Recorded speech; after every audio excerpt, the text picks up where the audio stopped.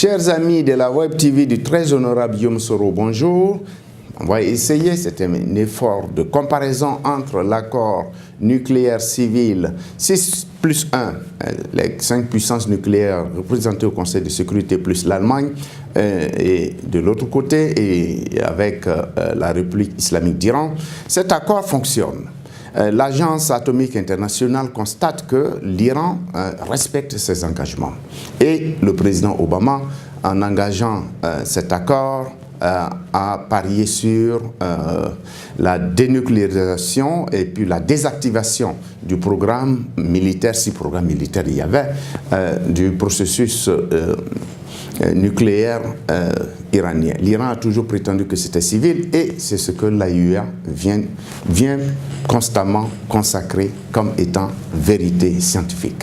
Maintenant, nous sommes dans une posture différente avec la péninsule coréenne. Il ne s'agit plus de l'usage de l'énergie civile à des fins totalement de développement. Il s'agit là d'une puissance atomique et qui a fait un programme balistique assez élevé, miniaturisé la charge et dans ces circonstances, c'est la dénucléarisation.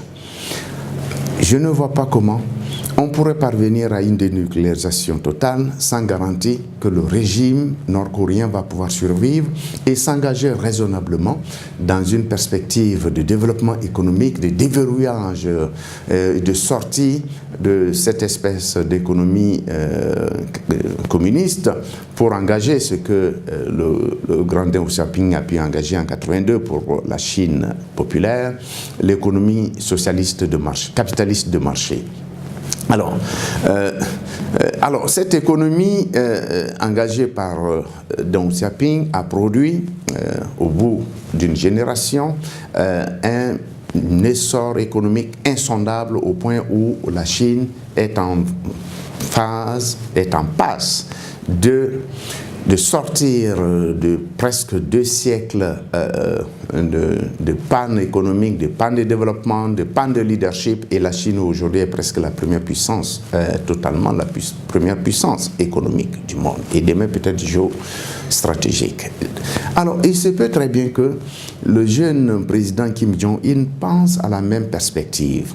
Ayant la bombe atomique, il est en situation peut-être de réaliser le rêve de son grand-père Kim Il-sung, et puis se dire que finalement s'il y a réunification, c'est sous le leadership de celui qui a l'arme suprême. Donc les deux Corées pourraient très bien être réunis, peut-être à ces conditions. C'est ce leadership qu'il vient d'obtenir avec la bombe atomique.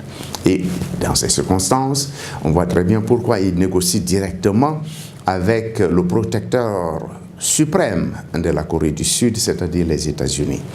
Dans un autre sens, on peut penser que les États-Unis, avec le président Trump, qui a pris une initiative courageuse, comme le président Obama vis-à-vis de l'Iran, il s'agit de regarder comment on peut obtenir la dénucléarisation pour pouvoir permettre que l'économie puisse prendre le pas sur le bellicisme, n'est-ce pas?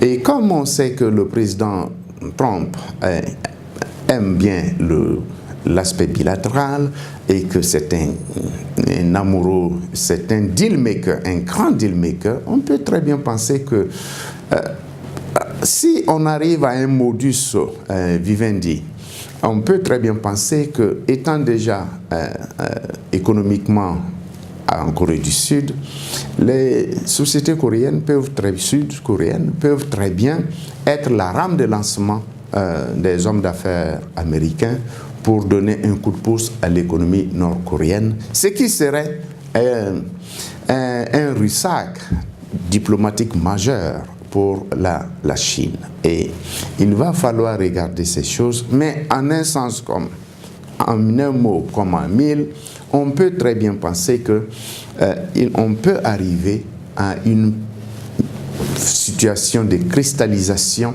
de cette situation nucléaire, de la péninsule nucléaire, il n'y a pas de guerre, mais que la paix peut être relancée avec la levée des sanctions économiques, comme l'Iran y est parvenu, partiellement.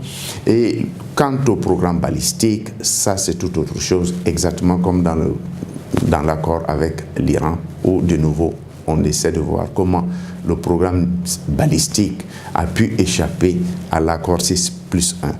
Pour le cas nord-coréen, le programme balistique fait partie intégrante de l'accord, si accord on peut conclure. Je vous remercie.